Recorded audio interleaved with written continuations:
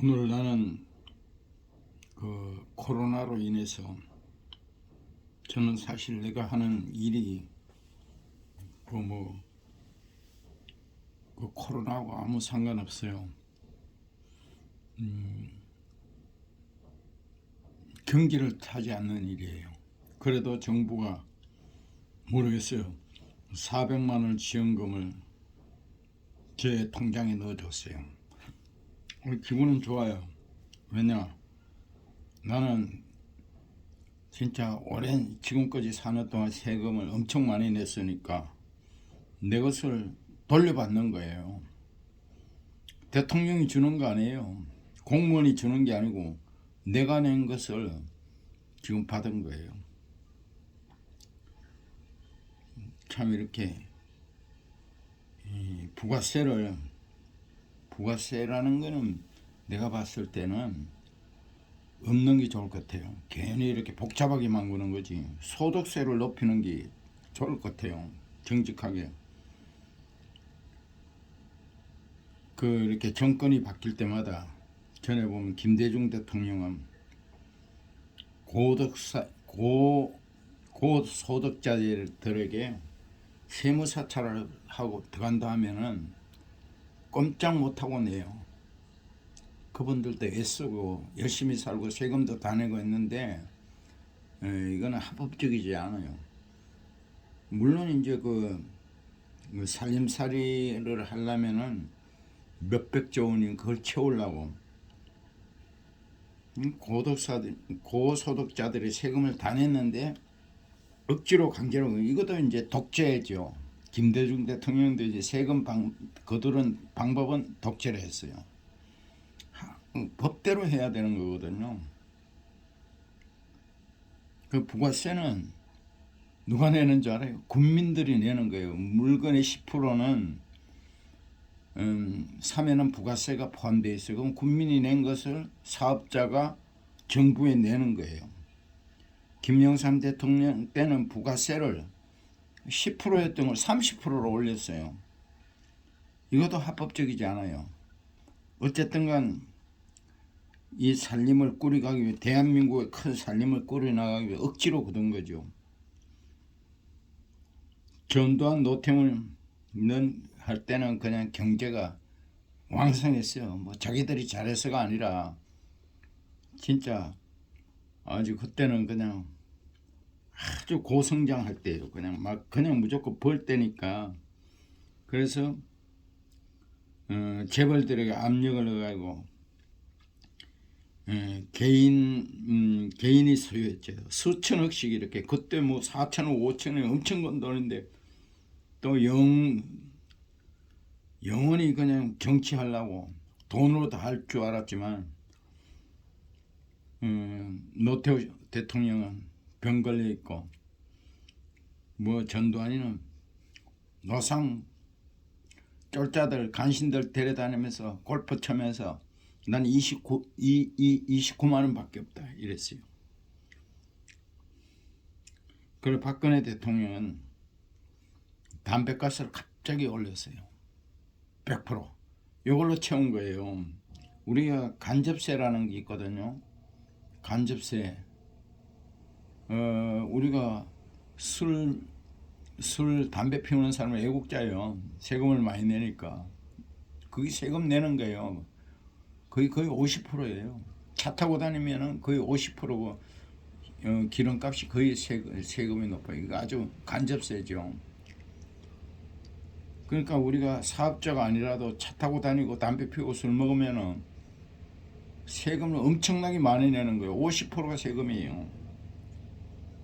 부가세는 김종필 씨가 일본에서 수입했어요. 나라의 재정을 채우려고. 지금까지 온 거 보면은 다 합법적이지 않아요. 순간순간 그냥 합법적으로 대한민국이 만들어 놓은 법에 따르는 것이 아니라 순간순간 바뀌어가지고 뺏는 거예요. 그거는 오히려 이렇게 그런 거 부가세 없애고 복잡하게 소득세를 높여가지고 그냥 하면 편해요. 사람들이 부가세 있고 그러니까 뭘 복잡해서 몰라요. 그래서 세무사만 좋은 일을 시키는 거죠. 나도 세금을 계속 많이 냈는데 어느 날가 1년 전, 몇 년 전에는 1년에 1억 5천을 맞은 적이 있어요. 그때는 정신없더라고요. 그래도 뭐 지금 상처 없어요. 지금 우리 이제 뭐 저는 이제 일을 즐기고 행복하게 살으니까. 옛날에는 이제 부가세 신고 3개월에 한 번씩 하는데 부가세 신고 끝나면은 세무서 직원이 당당하게 쓰고 말아요. 지금은 뭐 상상할 수도 없죠. 그래도 이제 지금은 또 먹는 사람 먹어요. 내가 공무원들이 안전한 거는 먹는다는 거죠. 기업가가 정경유착을 하면은 정권을 가진 자에게 100억을 뇌물로 바치면은 수천 수조 원에 그냥 아주 쉽게 챙긴다는 거죠.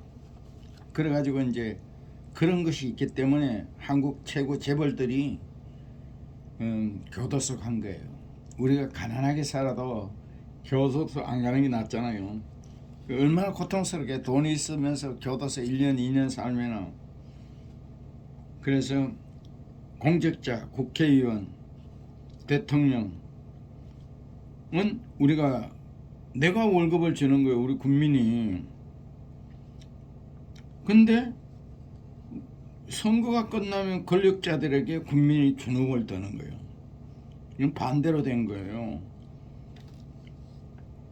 우리가 월급을 주는데 그 사람들을 겁을 내고 있다는 거예요. 국회의원, 도의원, 시의원 봉사직으로 해야 해요. 혜택이 많으면 도의원, 국회의원, 시의원 이런 사람이 혜택이 대통령이 많다면은 우리는 선진국에 갈 수가 없습니다. 유럽에 보면은 아주 그냥 봉사직으로 자전거 타고 혜택이 너무 커요. 참 우리나라가 경제가 안 망하는 게 천만다행이에요. 전부 다 이렇게 되고 나면 다 부정하고 있는데 운이 좋은 사람만 안 걸린 거예요. 국회의원, 시의원 다 그거 이렇게 뇌물 받지 않고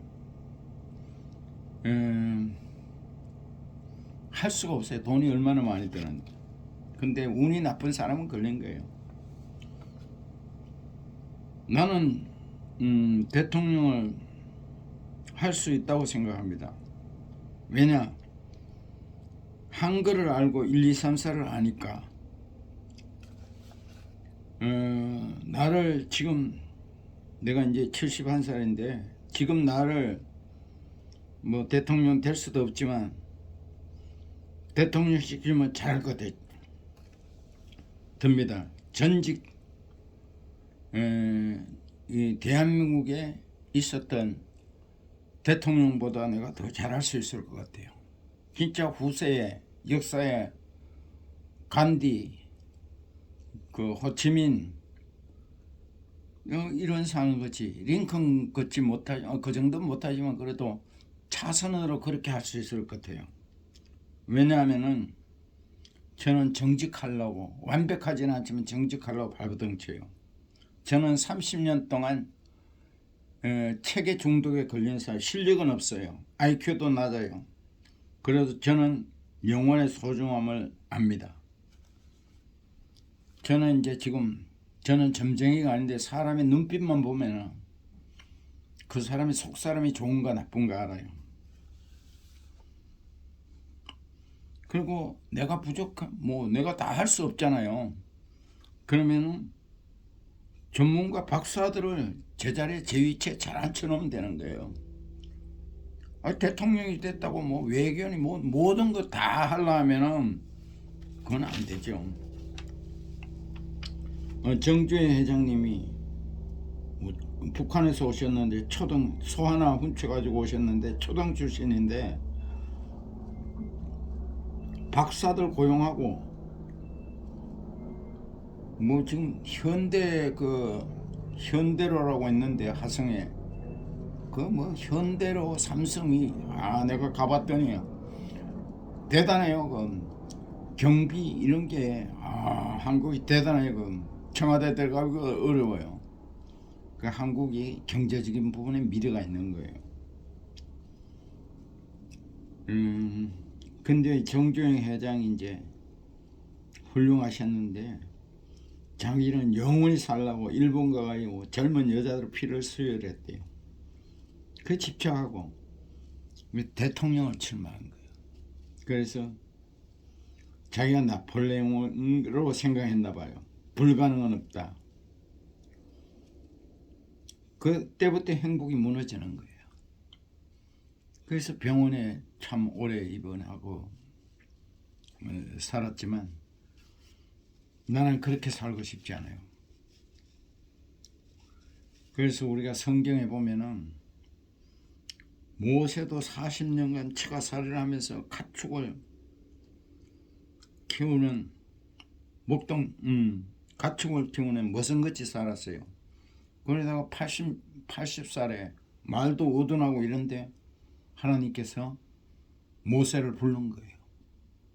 왜 불렀는지 모르겠어요. 그 사람이 정직함이 있었을 것 같아요. 하나님 안에서. 그 모세가 그랬어요. 내가 말도 어둔하고 나 못합니다. 이러니까 내 형 말 잘하는 아론을 쓰래요. 이랬어요.